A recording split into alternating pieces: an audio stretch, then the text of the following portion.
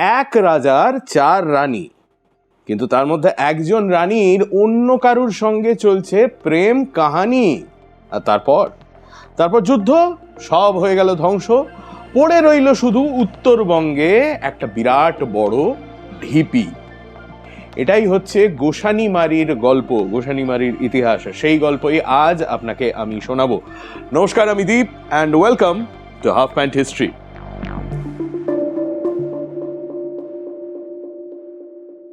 আজকের কুচবিহার টাউন থেকে রাফলি 30-32 কিলোমিটার মতো সাউথের দিকে যদি যান, তাহলে আপনি খুঁজে পাবেন গোসানিমারি বলে একটি জায়গা। সেই গোসানিমারি গ্রামে রয়েছে একটি বিরাট বড় ঢিপি, যার নাম হচ্ছে রাজপাট। এবার এইসব ব্যাপারে যারা এক্সপার্ট তারা বলেন যে ওই রাজপাট কথাটা সম্ভবত রাজপ্রাসাদ কথাটার একটি অপভ্রংশ। মানে ওই ঢিপির তলায় কি তাহলে সত্যি সত্যি একটা রাজপ্রাসাদ রয়েছে? প্রচলিত গল্প তো তাই। গল্পটা হচ্ছে যে এই অঞ্চলে around the mid 15th century Khen বলে একটি রাজবংশের শাসন ছিল। খেন বংশের 3 জন রাজা সিংহাসনে বসেছিলেন। নীলোধ্বজ ছিলেন প্রথম, যিনি রাজা ছিলেন 1440 থেকে 1460। চক্রধ্বজ আসেন তারপরে 1460 থেকে 1480, এবং শেষ রাজা ছিলেন নীলাম্বর, যিনি রাজা ছিলেন 1480 থেকে 1498 পর্যন্ত। এইবার এই যে শেষ রাজা নীলাম্বর, তাকে নিয়েই হচ্ছে সমস্ত গোলমাল, এবং তার রাজত্বকালেই ঘটেছিল এই ভয়ঙ্কর ঘটনা।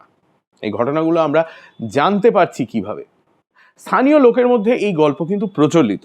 ইনফ্যাক্ট এই সমস্ত ঘটনা ঘটে যাওয়ার 100 বছর পর রাফলি এটা নিয়ে একটি মঙ্গল কাব্যও লেখা হয়, যেটার নাম হচ্ছে গোসানি মঙ্গল। সেটা কিন্তু এখনো পাওয়া যায়। ইনফ্যাক্ট আপনি চাইলে ফ্রিতে ডাউনলোড করেও পড়তে পারেন। ডাউনলোড লিঙ্ক আমি ডেসক্রিপশনে দিয়ে দেবো। গল্পটা তাহলে কি? গল্পটা হচ্ছে নীলাম্বরের ছিল 4 রানী। এবার সেই 4 রানীর মধ্যে সব থেকে কম বয়সী রানী যিনি, তার সঙ্গে কিন্তু একটা অ্যাফেয়ার চলছে রাজার যে মন্ত্রী, যার নাম শচীপাত্র, সেই শচীপাত্র ছেলের। ঠিক আছে? নীলাম্বর এই ব্যাপারটা জানতে পারেন এবং অফকোর্স তার ব্যাপারটা পছন্দ হয় না, কিন্তু তিনি অত্যন্ত প্রতিহিংসা পরায়ণ ক্রূর গোছের একটি মানুষ। তিনি যেটা করেন সেটা হচ্ছে তিনি একটা ফাঁদ পাতেন। রানীর শয়নকক্ষ থেকে মাঝরাতে যখন সেই মন্ত্রীর ছেলে বেরোচ্ছে, তখন তাকে পাকড়াও করা হয়। পাকড়াও করে ইমিডিয়েটলি তাকে বলা হয় তোমার মৃত্যুদণ্ড। তো মৃত্যুদণ্ড তো হলো ঘ্যাচাং। সেখানেই জিনিসটা শেষ নয়। তার মৃতদেহটা তারপরে কুচি কুচি করে কাটা হয়, এবং নীলাম্বর নাকি তার রানীকে বাধ্য করেন ওই মাংসটা রান্না করতে। এদিকে শচীপাত্র তো কিছুই জানে না কি হচ্ছে। তার পরের দিন শচীপাত্রকে রাজপ্রাসাদে ডেকে পাঠানো হয়। সে আসে, তাকে পেট ভরে পোলাও মাংস খাওয়ানো হয়, এবং খাওয়ার পর তাকে বলা হয় সে কিসের মাংস খেয়েছে।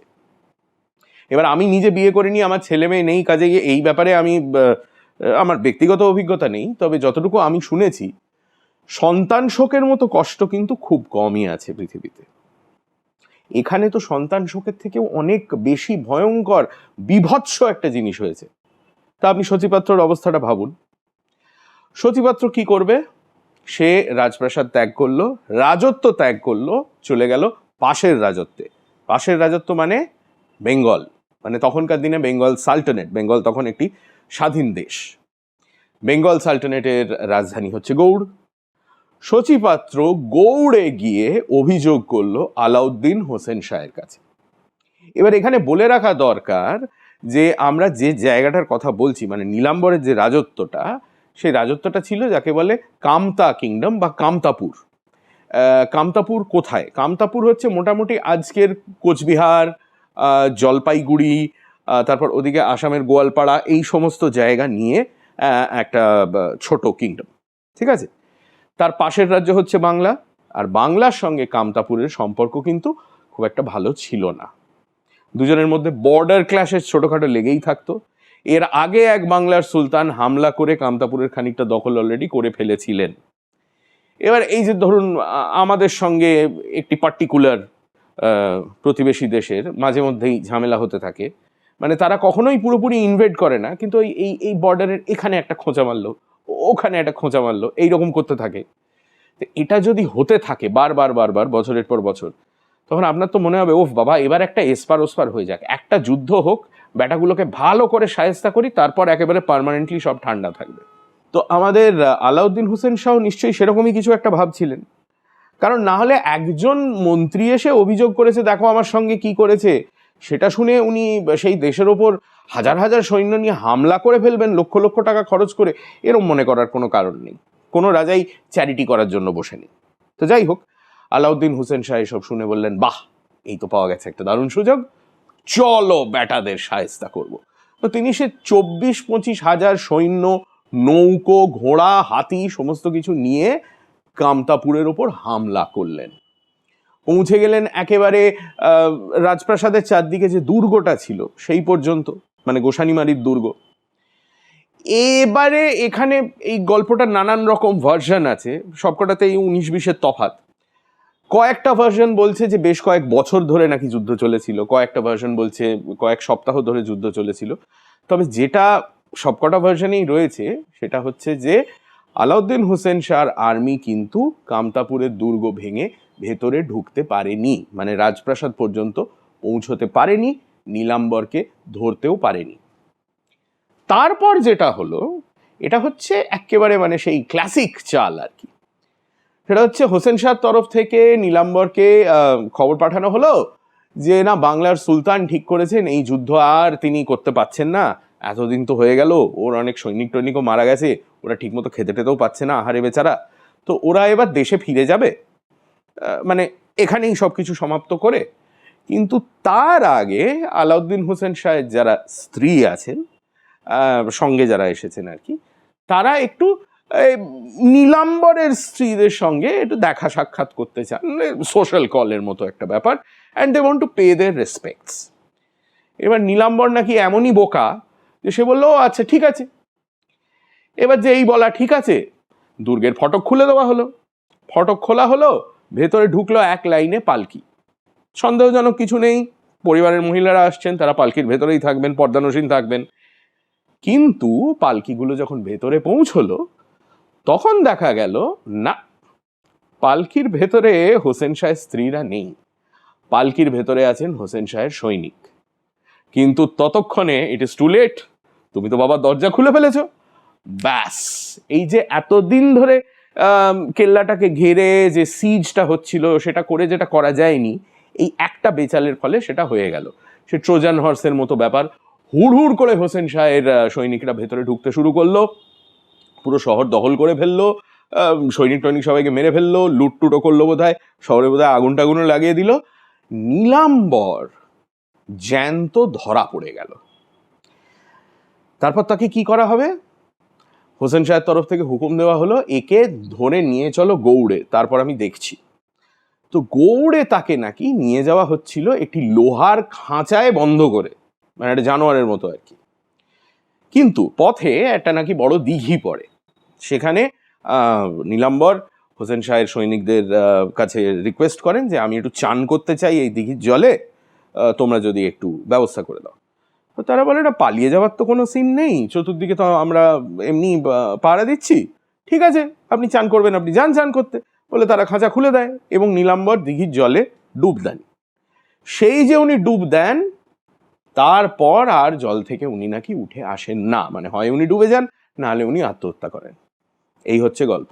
এবার তারপরে দেশটা তো দখল করলেন আলাউদ্দিন হোসেন শাহ, তিনি তার ছেলেকে সেখানে রেখেও গেলেন, কিন্তু বেশি দিন ধরে রাখতে পারলেন না।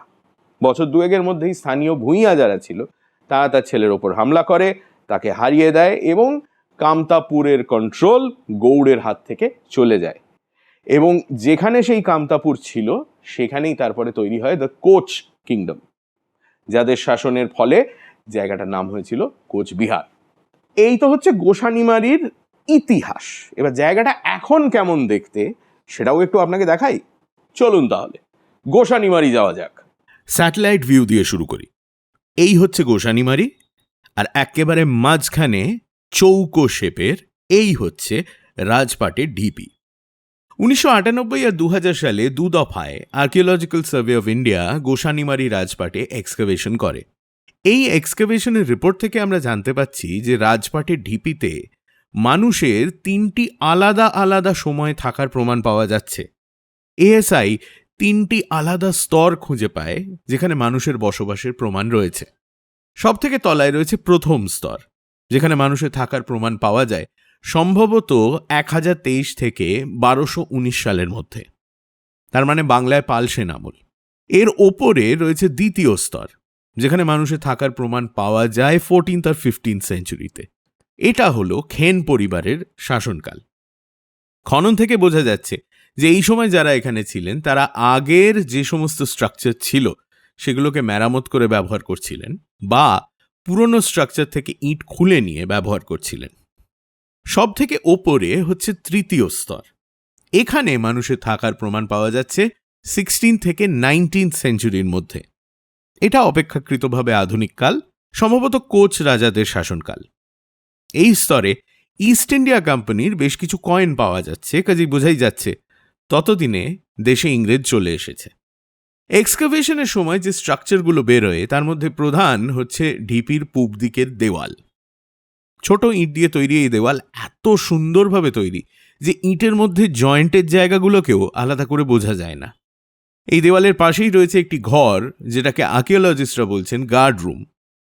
এই দেওয়াল তৈরি হয়েছে প্রথম স্তরের সময়ে, কিন্তু তারপর খেন রাজাদের আমলে এবং তারপরেও দেওয়াল মেরামত করা হয়েছে এবং আরও উঁচু করা হয়েছে। এছাড়া যে দুটো জিনিস সবাই দেখতে যান সেটা হচ্ছে ঢিপির ওপরে দুটো বিশাল কুয়ো। এই দুটো কুয়োই খেন রাজাদের সময় তৈরি বলে এএসআই এর অনুমান। মাটির ভেতরে একাধিক লোহার পেরেক পাওয়া গেছে, যার থেকে অনুমান করা হচ্ছে যে সম্ভবত রাজপ্রাসাদের অনেক অংশই কাঠের তৈরি ছিল। ঢিপির পশ্চিম দিকে একটি পুকুর খুঁজে পাওয়া গেছে, যার দুটি ঘাট রয়েছে। স্থানীয় মানুষের বক্তব্য এই পুকুর নাকি রাজপরিবার ব্যবহার করত। এছাড়া খননের সময় একাধিক মূর্তির ভাঙা টুকরো এবং প্রচুর মাটির আর পাথরের তৈরি বাসন পাওয়া গেছিল। সেই সব জিনিস রাখা হয়েছে ঢিপির উত্তর দিকে, যেখানে একটা ঘর তৈরি করা হয়েছে। সাধারণত এটা বন্ধই থাকে, তবে বড় বড় জানলা রয়েছে যেগুলো খোলা থাকে, কাজেই আপনি ভেতরে দেখতেও পারেন আর গড়াদের মধ্যে দিয়ে ক্যামেরার লেন্স ঢুকিয়ে ছবিও তুলতে পারেন, যেমন আমি তুলেছি। এছাড়াও ঢিপির চারিদিকে আপনি দেখতে পাবেন বিশাল বড় বড় পাথরের টুকরো পড়ে রয়েছে। সাধারণত মালদা বা মুর্শিদাবাদের দিকে আমরা যেমন কালো ব্যাসল্ট পাথর দেখি, এগুলো কিন্তু ঠিক সেই ধরনের পাথর নয়। তবে দেখে বোঝা যাচ্ছে যে এগুলো মানুষ কেটেছে কোনো কাজে ব্যবহার করার জন্য। তবে সব থেকে ইন্টারেস্টিং যে জিনিসটা খুঁজে পাওয়া গেছিল এই এক্সকাভেশনের সময়, সেটা আজ আপনি আমি গেলে দেখতে পাবো না। ঢিপির পশ্চিম দিকে একটি কবর পাওয়া গিয়েছিল। কবরের ওপর ছিল একাধিক মাটির তৈরি ঘোড়া। এই ধরনের ঘোড়া আপনি আজকেও দেখতে পাবেন, অনেকে দরগায় রেখে যায়। আরও খুঁড়তে পাওয়া যায় একটি কঙ্কাল। কঙ্কালের এক হাতে ছিল শাঁখা, কাজেই সম্ভবত নারীর কঙ্কাল, এবং হাইট থেকে আন্দাজ করা হচ্ছে যেটা প্রাপ্তবয়স্ক মানুষের কঙ্কাল নয়। মৃত্যুর সময় বয়স ছিল সম্ভবত 14 থেকে 16 বছরের মধ্যে। আরও আশ্চর্য হচ্ছে, এই কবরের মধ্যে পাওয়া গিয়েছিল একটি মূর্তি, যেটা দেখে মনে হচ্ছে একদিকে মানুষের মাথা আর অন্যদিকে সাপ। আর্কিওলজিস্টরা বলছেন এটা নাকি মনসার মূর্তি। এত প্রাচীন মনসার মূর্তি বোধহয় এর আগে পাওয়া যায়নি। আচ্ছা, বলে রাখা দরকার, এই যে ঢিপিটা আপনি দেখলেন এতক্ষণ ধরে, এই ঢিপিটা দেখেই অনেকে কিন্তু ভাবে যে এটাই ছিল গোসানিমারির দুর্গ। না, এটা সম্ভবত ছিল গোসানিমারির রাজপ্রাসাদ। দুর্গ হওয়ার পক্ষে এই ঢিপিটা কিন্তু খুবই ছোট, আর দুর্গ এই রকম হয় না। দুর্গর ধ্বংসাবশেষ যদি আমরা পেতাম তাহলে একটা এরকম সলিড ঢিপি বোধহয় পেতাম না। যেটা পেতাম সেটা হচ্ছে দুর্গের দেওয়ালের বা দেওয়ালের মাঝখানে মাঝখানে যেসব ওয়াচ টাওয়ার আছে সেইগুলোর রিমেন্স। সেটা তো এখানে নেই। এখানে রয়েছে একটা সলিড ঢিপি, যার উপরে কুয়ো টুয়ো রয়েছে, এদিকে দেওয়াল ঘর এসব আমরা দেখতে পাচ্ছি। কাজেই এটা সম্ভবত ছিল সেই প্রাসাদ যেখানে নীলাম্বর একসময় থাকতেন। বছরের এই সময়টা উত্তরবঙ্গে যাওয়ার পক্ষে খুব একটা সুবিধাজনক নয়, তবে শীতকালে তো অনেকেই কোচবিহার ঘুরতে যান। যদি যান তাহলে একটু সময় নিয়ে গোসানিমারিটা ঘুরে আসবেন, কথা দিচ্ছি দারুণ লাগবে। তাহলে এই ছিল গোসানিমারির দুর্গের এবং নীলাম্বরের রাজত্বের ভয়ঙ্কর ইতিহাস। সামনের শনিবার এরকমই আর একটা গল্প নিয়ে ফিরে আসবো। আজকের ভিডিওতে যা যা তথ্যসূত্র ব্যবহার করা হয়েছে সেই সমস্ত কিছু ডেসক্রিপশনে আছে, চাইলে আপনি নিজে আরও লেখাপড়া করতে পারেন বা আমায় ক্রস চেক করতে পারেন। সামনের শনিবার তাহলে আবার দেখা হচ্ছে, আর ততদিন কলকাতার এবং কলকাতার পার্শ্ববর্তী অঞ্চলের বাংলার ইতিহাসের ব্যাপারে যদি আপনার কোনো প্রশ্ন থাকে বা যদি আরও আপনার জানার ইচ্ছে থাকে, তাহলে ইনস্টাগ্রামে ফলো করুন আর ইউটিউবে সাবস্ক্রাইব করুন টু হাফ প্যান্ট হিস্ট্রি। আমি দীপ, ভালো থাকবেন, নমস্কার।